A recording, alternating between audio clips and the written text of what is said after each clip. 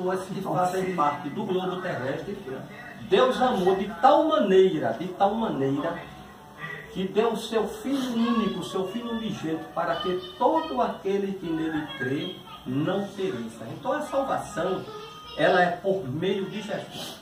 A própria Virgem Maria, no Evangelho segundo escreveu São Lucas, ela disse: a minha alma engrandece ao Senhor, e o meu espírito se alegra em Deus, meu Salvador.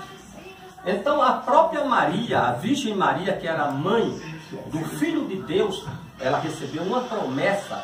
O anjo Gabriel visitou ela e ela recebeu a promessa que seria a mãe do Messias.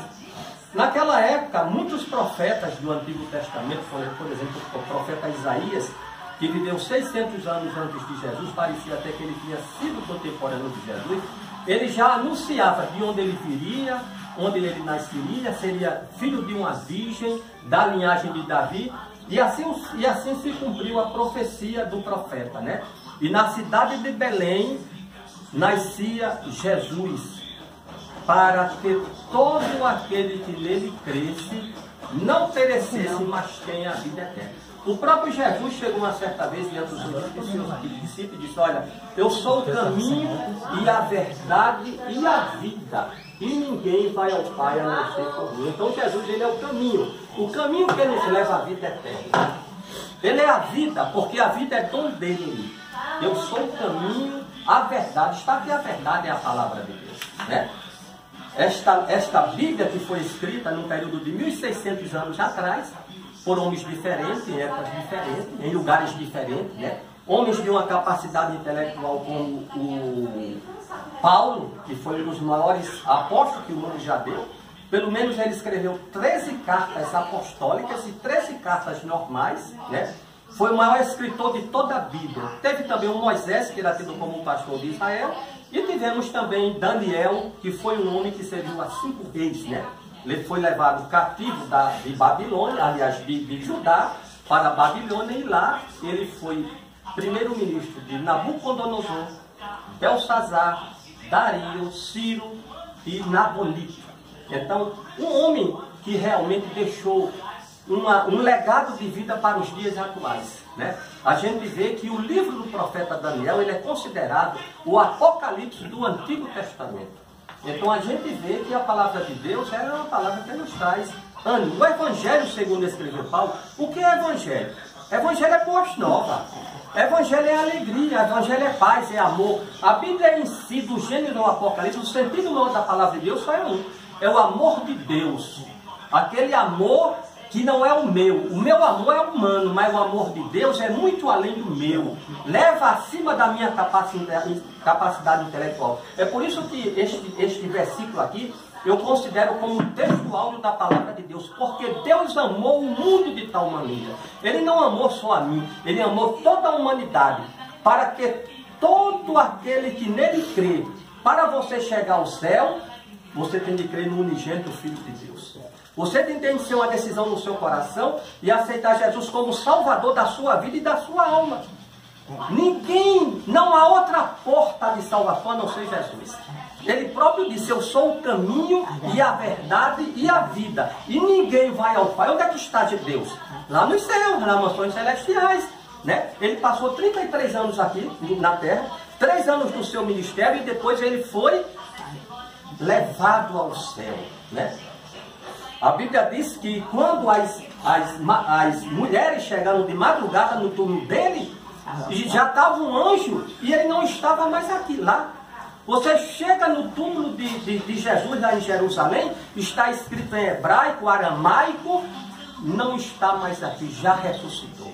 Mas você chega no túmulo de Maomé, você chega no túmulo de Mao Tse-tung, está dizendo: aqui já os restos mortais de Mao Tse-tung, aqui já os restos mortais de Maomé. Então, a salvação é por meio da fé, e a fé no unigênito Filho de Deus.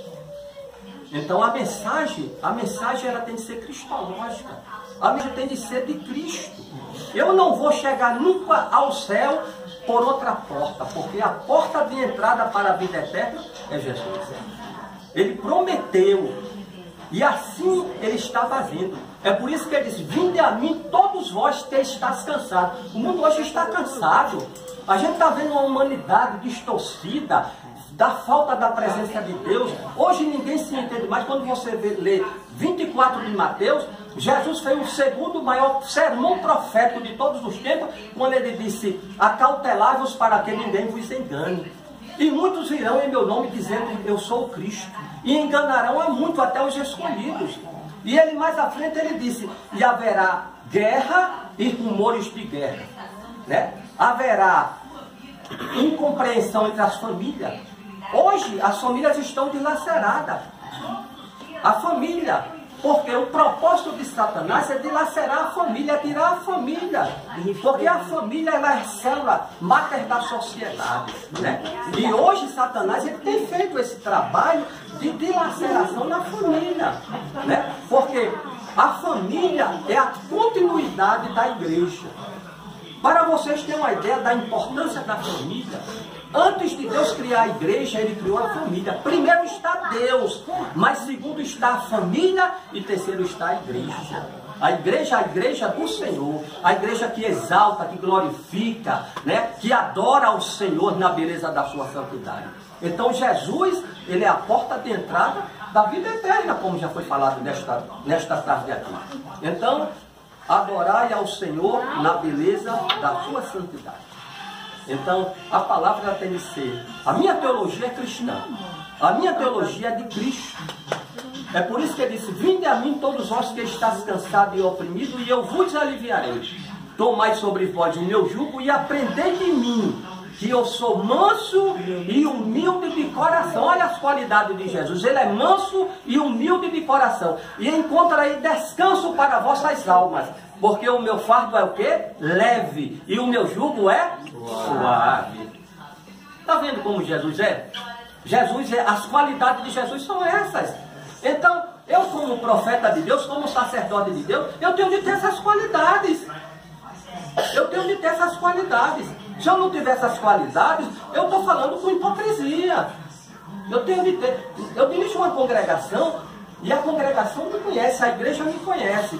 E aquilo que eu falo na igreja, se eu não tiver vida, a igreja me reprova. Então eu tenho de falar daquilo que eu vivo, daquilo que eu sou, daquilo que eu prego e daquilo que eu represento para a sociedade. Então o próprio Jesus, ele deixou essa mensagem para nós. A mensagem de Jesus, ela é profética. As maiores mensagens de Jesus, gente, não foi para a multidão, não. As maiores mensagens de Jesus foram para a pessoa. Ele chegou diante de uma mulher que não valia nada. De uma mulher que estava sendo, que eles queriam apedrejar. Os escribas e os fariseus estavam doidos para apedrejar aquela mulher. E Jesus escrevendo com o dedo na areia. E eles disseram para Jesus: Senhor, esta mulher foi pega no próprio ato de adultério. E tu o que dizes? Eles queriam ouvir alguma coisa de Jesus. E Jesus, olhando para aquela multidão, gente que estava já com os bolsos cheios de pedra. E Jesus olhou para aquela multidão e disse assim: o primeiro dentre vós que não tiver pegado, que atire a primeira pedra, e continua a escrever. Não ficou. Depois olhou para a mulher e disse: mulher, onde estão os teus acusadores? E o que era que ele estava escrevendo ali? Bem, a teologia não diz, né? Ele estava escrevendo os pecados daqueles outros. Exatamente, mas enfim a teologia não diz. A Bíblia Sagrada, você lê o texto e o contexto, não diz. Mas alguns historiadores podem dizer que ele estava querendo escrever ali os pecados, porque Jesus, quando olhou para aquela multidão, ele viu ali uma radiografia da vida de cada um deles, porque nós temos um Deus que é onisciente e é onipresente. Ele está lá no Japão e está agora aqui. A Bíblia diz: onde estiverem 2 ou 3 reunidos no meu nome, eu estarei entre vós. E Jesus, olhando para aquela multidão, a multidão foi embora. Mulher, onde estão os teus acusadores? Ah, Senhor, eles não me acusaram, foram embora. Jesus disse: eu também não te condeno, vai em paz e não peque mais. Isso é o Jesus do perdão e do amor, Luana. É o Jesus da misericórdia. É o Jesus de ontem, de hoje E para sempre. Este é o Jesus. A gente deve ter um Deus muito chamado. O Jesus, na expressão do profeta Isaías, ele disse: que ele era sem aparência e sem formosura.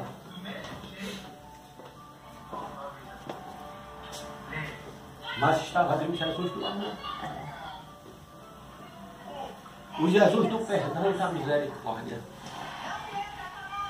Uma das coisas que Deus mais se agrada não é quando você reclama, é quando você adora a Deus. A gente reclama. Eu adoro a Deus todo dia. E todo dia Deus faz milagre na minha vida. Qual milagre? Eu acordo, estou vivo. É um milagre de Deus. Eu acordo e vejo meus filhos. É um milagre de Deus. Gente, quando eu sento na mesa para almoçar, para jantar, é um milagre de Deus. Tem muita gente passando fome na Etiópia. Gente morrendo de fome, é um milagre de Deus. Então o perdão, a misericórdia de Deus é esta. Eu posso viver na lei e na graça. Nós estamos no tempo da graça. Mas a lei, ela é principalmente uma das fontes principais na história da graça de Deus. Porque Jesus veio trazer o amor e o perdão. A lei matava. Qual o quarto mandamento da lei de Deus? Com promessa, com promessa. Não é só o quarto mandamento, é um mandamento com promessa. Honra teu pai e a tua mãe, e Deus prolongará teus dias de vida na terra. É um mandamento com promessa, aliás, é o único, com toda a promessa de Deus. E a gente está num tempo em que os filhos deixaram de honrar os pais, deixaram por aí. Nós vivíamos uma sociedade antigamente, uma juventude santa, uma juventude. Hoje a juventude é. Eu chego na minha casa 9 horas da noite, Luana, e todo mundo está lá com um cigarro de maconha fumando. Jovens de 13 e 14 anos. Então Paulo disse: o mundo está no maligno. É hoje que nós estamos. Não é o mundo geográfico, é o mundo que está.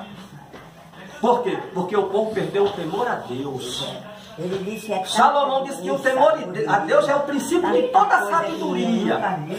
Deus não quer que eu tenha medo, Ele quer que eu tenha temor. E que eu ame Ele na beleza da sua santidade. Então a Bíblia Sagrada é o sentido maior desta palavra todinha. Desses 66 livros, que eu sei que aqui tem mais. Só é um, o amor de Deus. As demais não conta. Do Gênesis ao livro do Apocalipse está estampado o amor de Deus na minha e na tua vida. O grande problema do povo hebreu quando saiu do Egito foi murmurar diante de um homem como Moisés. E por causa da murmuração eles passaram 40 anos rodeando a terra porque eram murmuradores. E enquanto Moisés subiu para falar com Deus lá no monte, Arão ficou. E eu digo que era um pastor fraco, porque ele era um dos orífices do rei lá no Egito. E enquanto ele foi, ele mandou o povo tirar os trancinhos e as argolas, fundiu, e quando acabar fez bezerro de ouro. Bezerro de ouro, porque Moisés custou. Porque Moisés não tinha chegado, Moisés estava lá no monte falando com Deus, no monte Horebe.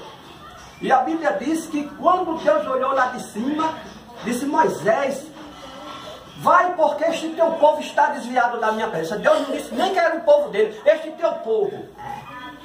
Porque nós estamos no tempo, tem muita gente brincando de ser cristão. Gente, ser cristão não é uma história, não é uma filosofia qualquer, não é uma história de garotinho, não. Ser cristão é algo muito a mais acima da nossa capacidade intelectual.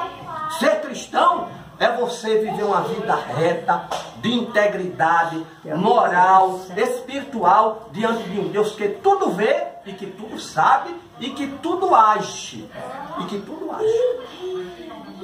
Eu creio num Deus dessa forma, Criador dos céus e da terra. Num Deus todo-poderoso. Na expressão do profeta Isaías, era sem aparência e formosura, mas era filho de Deus. Porque Deus não era filho de José. Deus foi obra do Espírito Santo de Deus. Ele nem foi obra de Maria, da Virgem Maria, nem foi obra de José. E eu digo isso baseado na palavra. Maria apenas foi uma das mulheres credenciadas por Deus, escolhidas por Deus, para que Jesus passasse 9 meses no ventre dela, para que um dia ele nascesse em Belém de Judá. Nascesse para que este mundo tivesse direito à vida eterna. Porque a nossa vida, ela só tem um sentido, é Jesus. Tem muita gente pensando que a vida aqui é a vida inteira. Gente, o maior conceito da nossa vida espiritual é de que um dia o Jesus vem buscar esta igreja para a gente morar eternamente com Ele. Todos ficam Ele vem buscar, se alguém quiser ou não quiser, ele vem buscar a sua igreja. A Bíblia diz que ele vai arrebatar nas nuvens do céu, a trombeta de Deus vai tocar, e aqueles que são salvos, lavados e remidos no sangue de Jesus, irão subir para morar eternamente dele. A glória está lá no livro do Apocalipse. Então que Deus nos abençoe e que o Espírito de Deus coloque em nossos corações a sua palavra. Porque esta palavra aqui é pura, santa e divina, porque ela é de Deus, de Deus. A palavra de Deus, ela é pura, pura e eficaz. Ela é como a espada de 2 gumes, ela corta para lá e corta para cá. A Bíblia diz que ela vai à divisão da alma, das juntas e medulas, e ainda discerne os pensamentos da vida. Isso é que é um Deus, né?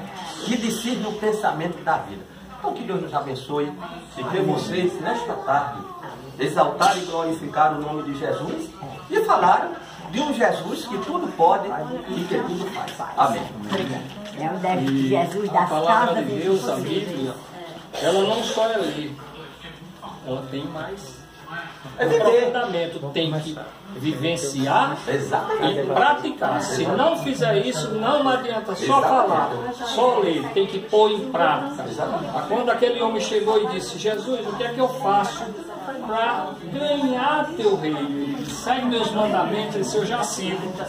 Então pega toda a tua riqueza e dá aos pobres. Ele ficou maluco.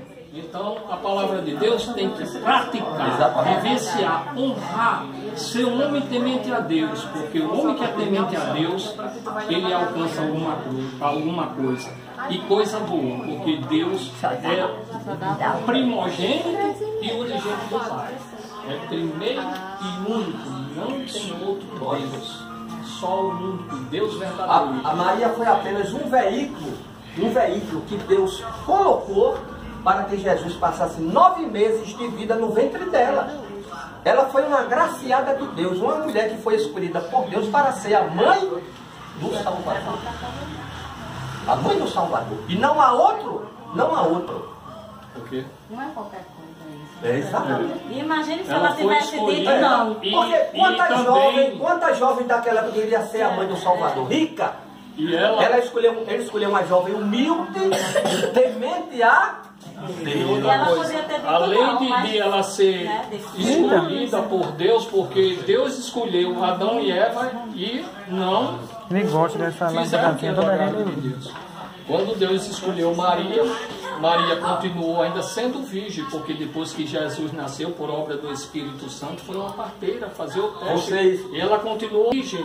E ela nunca assunta ao céu, porque o suspiro de Nossa Senhora do Céu estremece tudo. Me dê um minuto, e viu, quando o inimigo fecha uma deixa eu falar. Eu vou embora. É porque o senhor só vai tarde, né? Mas o senhor só vai Mas você só vai tarde, de né? noite. O senhor não vai pra missa aqui, né? Não é aqui que o senhor vai pra missa, só em Natal. Vou aqui. Aí depois eu te levo. Aí ela vai trabalhar demais.